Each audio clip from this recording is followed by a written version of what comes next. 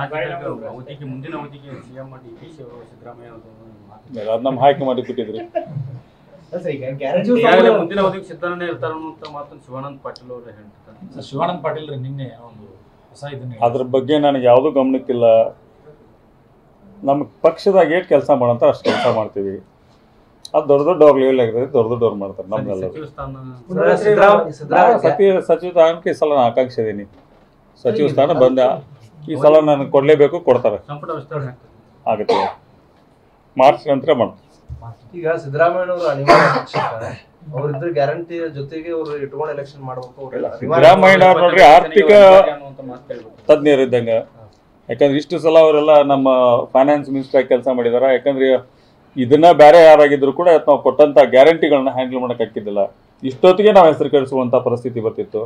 ಅದ್ರ ಸಂಪೂರ್ಣವಾಗಿ ಮನೆ ಮನೆಗೆ ಎಲ್ಲ ಜಾತಿ, ಎಲ್ಲ ವರ್ಗದ ಜನ, ಇವನ್ ಎಲ್ಲ ಪಕ್ಷದ ಜನರಿಗೂ ಕೂಡ ನಮ್ಮ ಗ್ಯಾರಂಟಿಗಳು ಹೊಂಟಾವ ಅನ್ನೋಂಥದ್ದು ಹೇಳ್ತೇನೆ. ಪಕ್ಷಾತೀತವಾಗಿ ಬಿಜೆಪಿ ಅವ್ರಿಗೂ ನಮ್ಮ ಗ್ಯಾರಂಟಿ ಹೊಂಟಾವು, ಎಲ್ಲ ಜಾತಿಯವ್ರಿಗೂ ನಮ್ಮ ಗ್ಯಾರಂಟಿ ಹೊಂಟಾವು. ನಮ್ಮ ಗ್ಯಾರಂಟಿಗೆ ಅದನ್ನ ನಾ ಹೇಳಿನಲ್ರಿ, ಹೈಕಮಾಂಡ್ ಬಿಟ್ಟಿದ್ದವ್ರು ಯಾರು ಯಾವ ಕಮ್ಯುನಿಟಿ. ನಮ್ಮಲ್ಲಿ ನೋಡಿ, ನಮ್ಮ ಪಕ್ಷದಲ್ಲಿ ಜಾತೀಯತೆ ಇಲ್ಲ. ನಮ್ಮ ಪಕ್ಷದಲ್ಲಿ ಎಲ್ಲಾ ಜಾತಿಯವರು ನಾವು ಅಲ್ಲಾನು ಅದಾನ, ಅಕ್ಬರ್ ಅದಾನ, ರಾಮು ಅದಾನ, ಸೀತಾನು ಅದಾನ ಅದಾರ ನಮ್ಮ ಪಕ್ಷದಾಗ. ಹಂಗಾಗಿ ನಮ್ಮ ಪಕ್ಷದಾಗ ಏನು ಜಾತಿ ಇಲ್ಲ.